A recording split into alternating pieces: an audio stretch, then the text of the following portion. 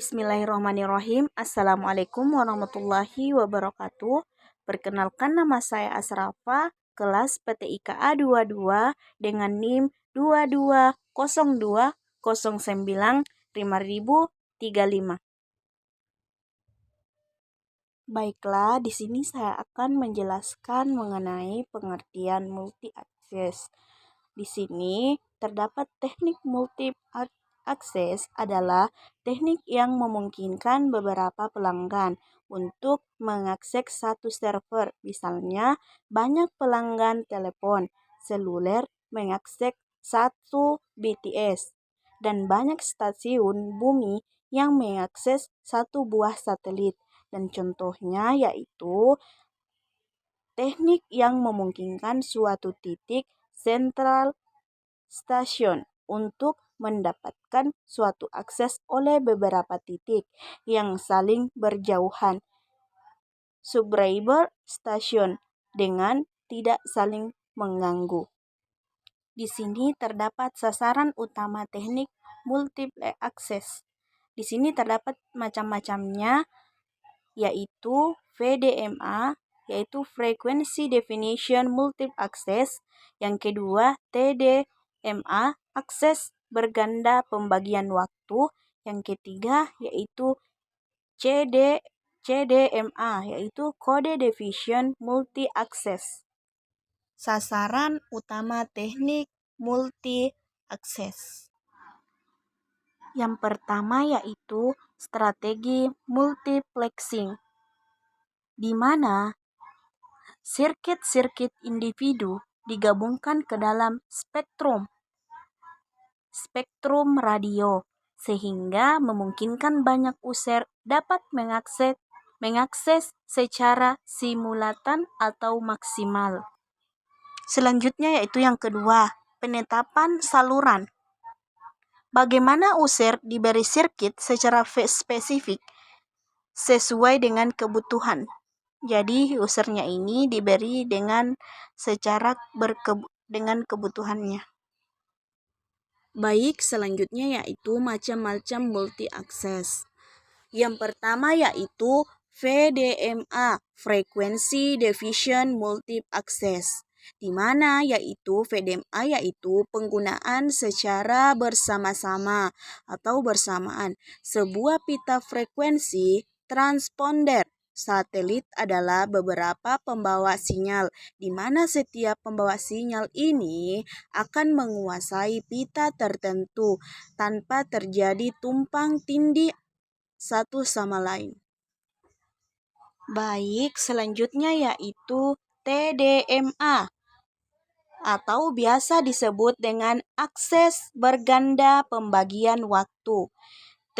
TDMA ini yaitu penggunaan secara bersama-sama sebuah benda frekuensi transponder satelit oleh beberapa sinyal carrier, di mana setiap carrier akan menduduki benda frekuensi yang sama pada yang lain secara berurutan antrian waktunya. Setiap saat sinyal akan dikompres menjadi burst dengan kecepatan tinggi dan dipercakkan secara bergantian sesuai dengan waktunya yang telah ditentukan. Selanjutnya yaitu bisa juga disebut dengan yang terakhir yaitu CDMA.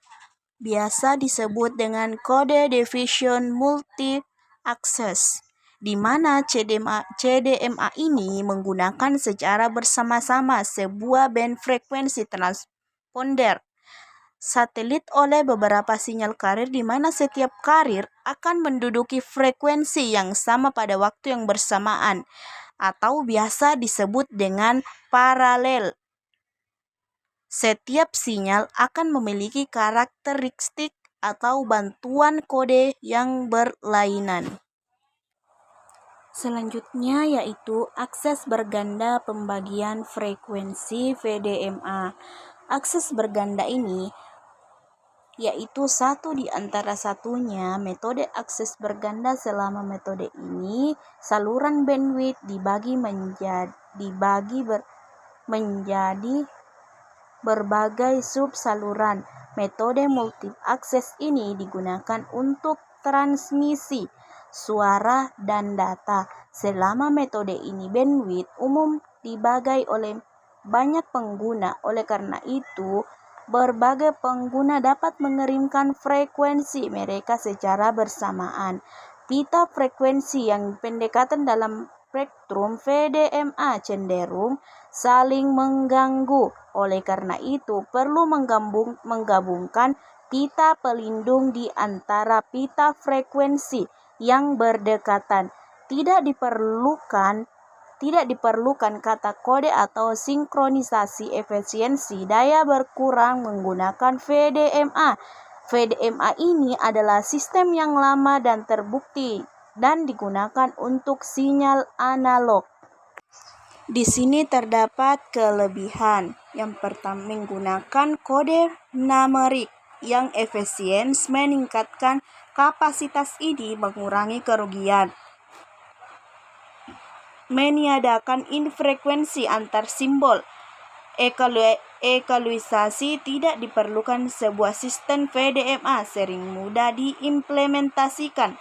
Sistem sering dikonfigurasi sehingga perbaikan dalam ucapan encoder halus dan pengurangan kecepatan bit bahkan dapat dengan mudah dimasukkan. Sederhana untuk diimplementasikan dari sudut pandang perangkat keras. Cukup efisien dengan sedikit populasi dasar dan satu lalu lintas konsisten. Faktanya bahwa tidak diperlukan pengkodean khusus. Alokasi kapasitas sederhana, tidak diperlukan sinkronisasi atau pengaturan waktu jaringan. Yang dimana sinyal baseband sering menggunakan peralatan menerima yang sederhana dan murah, mengurangi kecepatan sedikit pengetahuan dan menggunakan kode digital yang efisien dapat memperoleh meningkatkan kapasitas.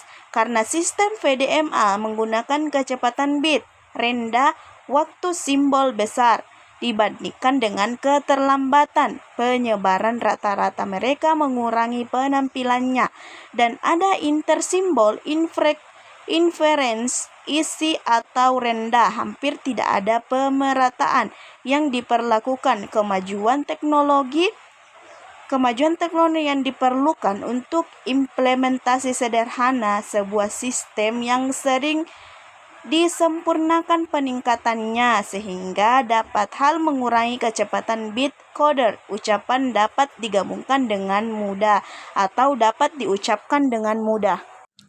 Di sini juga terdapat kekurangan. Yang pertama yaitu karena transmisi simultan dari sejumlah besar frekuensi, ada kemungkinan distorsi antar modulasi atau transmodel.